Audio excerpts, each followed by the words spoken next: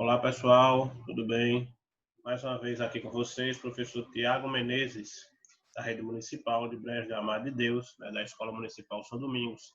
E hoje eu vim conversar com vocês aqui com os alunos do sexto ano do ensino fundamental.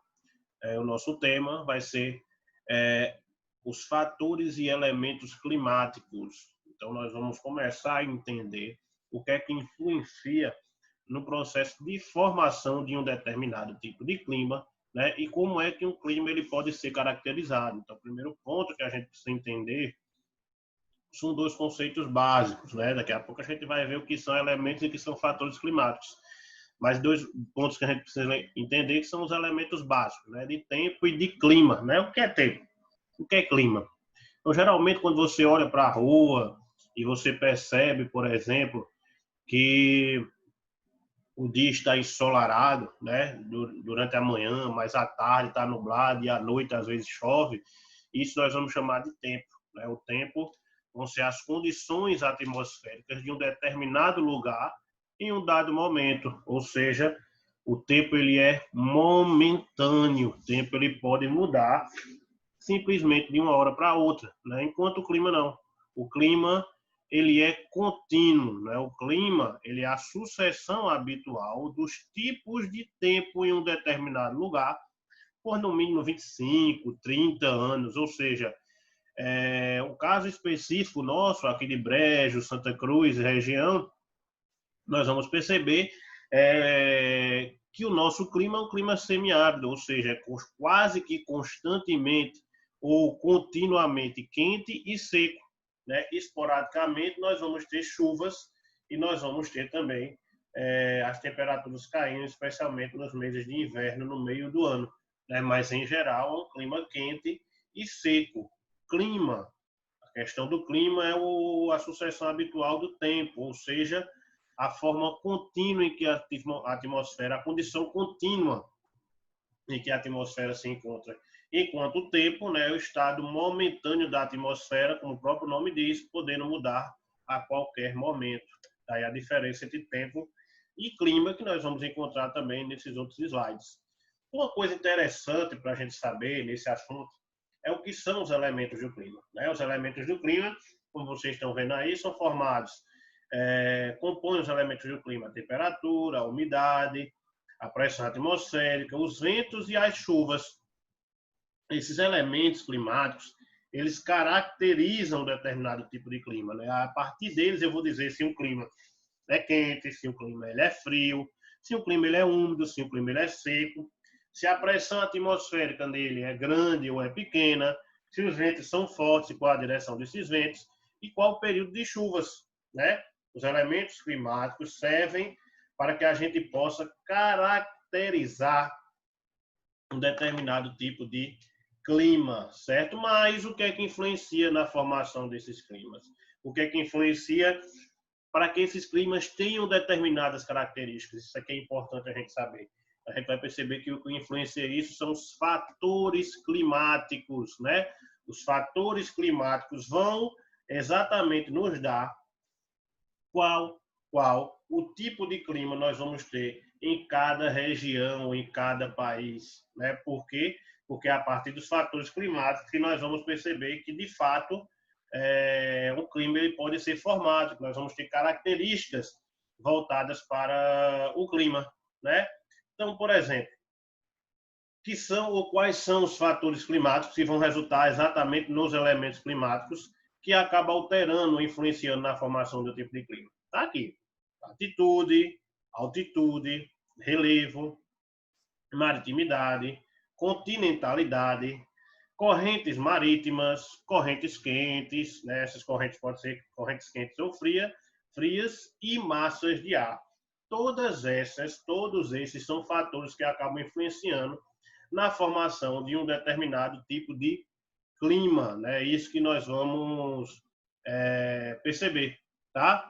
Então, por exemplo, nós vamos começar a entender como isso acontece em cada um dos climas. Aliás, como cada um desses fatores acabam influenciando na formação de um determinado tipo de clima. como é que a latitude faz isso, como é que a altitude, o relevo, a maritimidade, a continentalidade, as correntes marítimas e as massas de ar. É isso que nós vamos começar a entender a partir de agora. Primeiro ponto, a latitude. Só recapitulando, né? A latitude é a distância que eu tenho da linha do Equador para qualquer ponto da Terra. Lembrando que na linha do Equador a latitude é de 0 grau e nos polos a latitude é de 90 graus. Então, nós vamos ter uma latitude que vai de 0 a 90 graus, tanto no hemisfério norte quanto no hemisfério sul. Né? Então, o que é que nós vamos perceber? Quanto maior a latitude, quanto mais a gente se afasta do Equador, mais as temperaturas vão caindo. À medida que a latitude aumenta, a temperatura diminui. À medida que a latitude diminui, a temperatura aumenta. Mas por que isso acontece? Dá uma olhadinha aqui, e isso vai dar, por sua vez, origem às chamadas zonas térmicas da Terra. Né? Quais são as zonas térmicas da Terra? A zona equatorial, em amarelo, a zona temperada, do norte e do sul, aqui em verde, e as zonas polares, que estão aqui em azul. Mas por que isso acontece? Porque nós vamos perceber e notar que à medida que a latitude vai aumentando, a temperatura ela vai diminuindo. Isso acontece por fatores como, por exemplo, o formato esférico do planeta Terra. O fato da Terra ser uma esfera faz com que o Equador, né, a linha do Equador, aqui as áreas de menor latitude, recebam maior incidência do Sol. Olha a luz do Sol como chega de maneira direta, de maneira perpendicular, pega uma área menor, porém, tem uma ação maior, que faz com que eu tenha temperaturas maiores e, consequentemente, faz com que eu tenha mais calor. Por isso que as temperaturas vão ser maiores no Equador. À medida que eu vou subindo ou descendo, né, à medida que a minha latitude vai aumentando, o que é que nós vamos perceber? O que nós vamos perceber é o seguinte: a temperatura vai diminuindo. Exatamente devido ao formato da Terra. Olha como acontece a incidência da luz do Sol de maneira oblíqua. Né? Ele pega de maneira uma área maior, mas com incidência menor, ou seja, menos calor, menos temperatura. Por isso que a temperatura vai diminuindo à medida que eu vou aumentando a latitude. Né? Então, quanto maior a latitude, menores serão as temperaturas médias anuais. Né? Quanto mais eu vou me afastando da linha do Equador, mais vai aumentando o frio, mais vai diminuindo o calor. Na verdade, as temperaturas vão diminuindo, né? E o calor também vai diminuindo. As temperaturas médias anuais vão ser bem menores, né? Dando origem às chamadas zonas térmicas, como nós já vimos anteriormente, né? Então, se eu tenho um local próximo da linha do Equador, como é o caso do Brasil, em geral, essas áreas vão ter temperaturas mais altas, né? Os climas tropicais trazem essas temperaturas mais altas, porque nós vamos receber mais luz e calor do Sol. Certo? Outro fator que também influencia no clima do local, né, vai ser, no caso, a altitude, certo? Só relembrando o que é altitude, a distância do nível do mar, né, até o topo de um local. Até o topo de uma montanha, por exemplo. Isso é a altitude. Perceba o seguinte: à medida que a altitude vai aumentando, a temperatura ela vai diminuir. Agora vamos entender por quê. O calor que nós sentimos é o calor absorvido pelos gases da atmosfera, né? Então, à medida que nós temos a altitude maior, né, à medida que a altitude se eleva, eu diminuo a quantidade de gases, né? Eu tenho menor concentração de gases e menor concentração de umidade. Então, consequentemente, eu tenho menor retenção de calor. À medida que eu vou subindo, a retenção de calor ela vai diminuindo. Por isso que as temperaturas também vão caindo, né? Exatamente porque eu vou diminuir essa retenção de calor e as temperaturas acabam caindo. Como vocês podem ver aqui, São Paulo, que vai ter uma temperatura média menor do que Santos, né? 20 graus, Santos 22. Santos está a 2 metros de altitude, São Paulo já 800. E Campos do Jordão, outra cidade do estado de São Paulo, tem 1.700 metros de altitude. A temperatura já caiu aqui para aproximadamente 18 graus Celsius. Então, mostra como à medida que a temperatura ela vai aumentando, né? Consequentemente, aliás, à medida que a altitude ela vai aumentando, consequentemente a temperatura ela vai diminuindo. O outro exemplo está aqui, né? Note, uma cidade de Aveiro, né?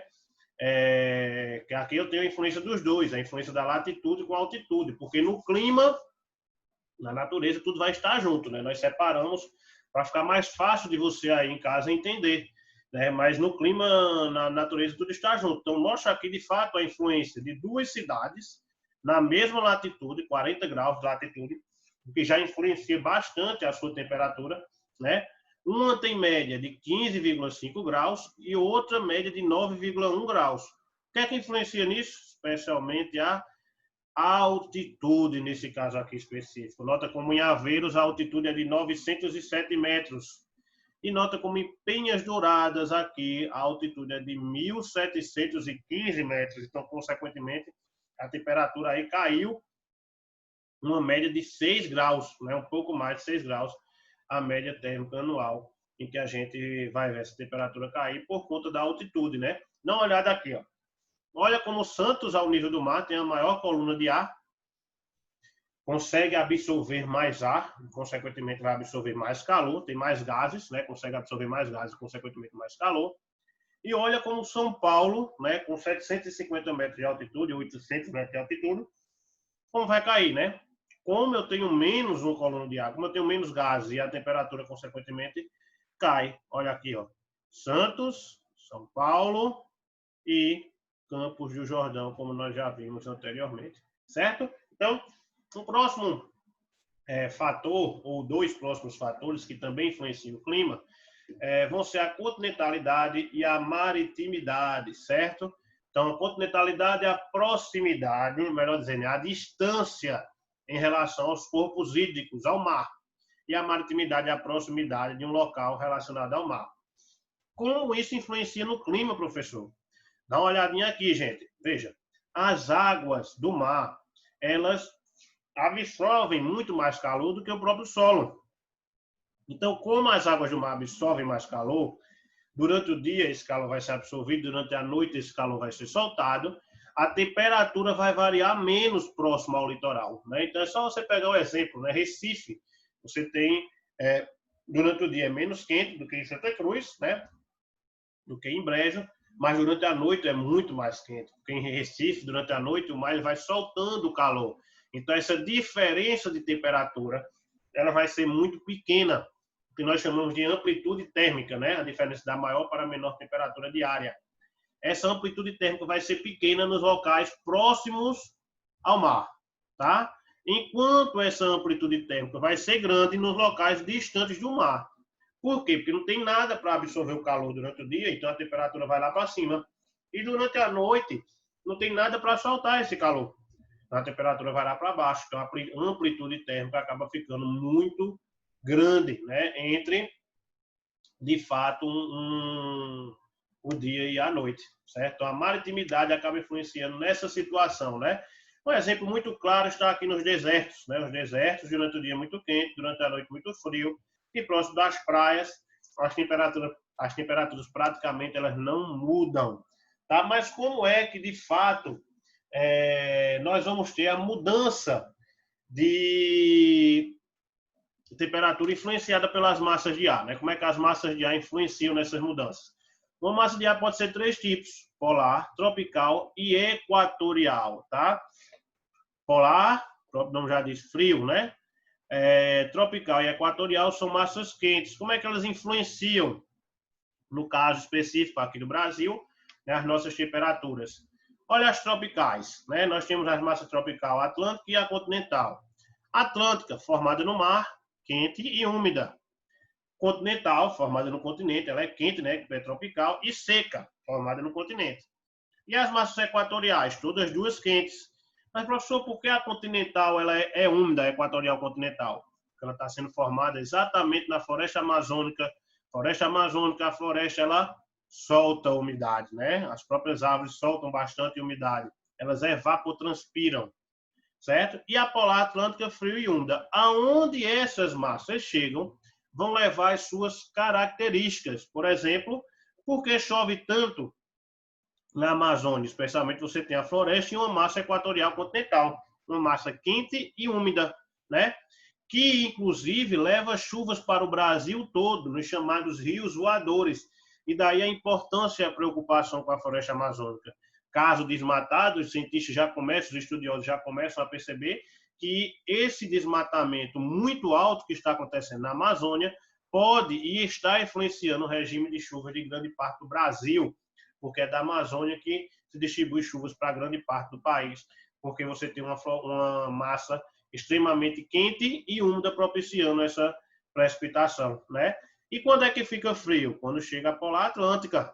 A Polar Atlântica chega no inverno agora, né, em grande parte do Brasil, especialmente no sul, chegando a fazer nevar no sul do Brasil e cair as temperaturas aqui no sudeste e nordeste e até mesmo na própria região da Amazônia, certo? E também temos as correntes marítimas. Como as correntes marítimas influenciam nos climas?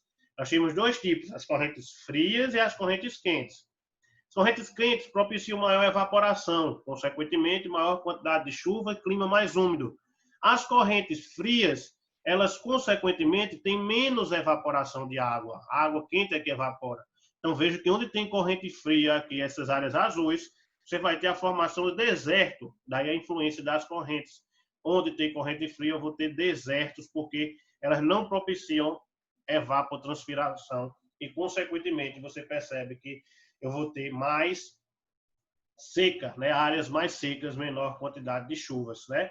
Outra influência seria dessa corrente do Golfo, aqui uma corrente quente que não deixa o Mar do Norte congelar, exatamente porque é uma corrente mais quente, tá certo? Então, de uma maneira geral, esses são os nossos fatores do clima, certo? Que vocês precisam estudar, precisam ficar atentos à forma como esses fatores influenciam na formação de cada tipo de clima, dando assim as suas características, né? Altitude, latitude, maritimidade, continentalidade, massas de ar e corrente marítima. Espero que vocês tenham entendido, né? Que tenham gostado e até uma próxima. Tchau, tchau.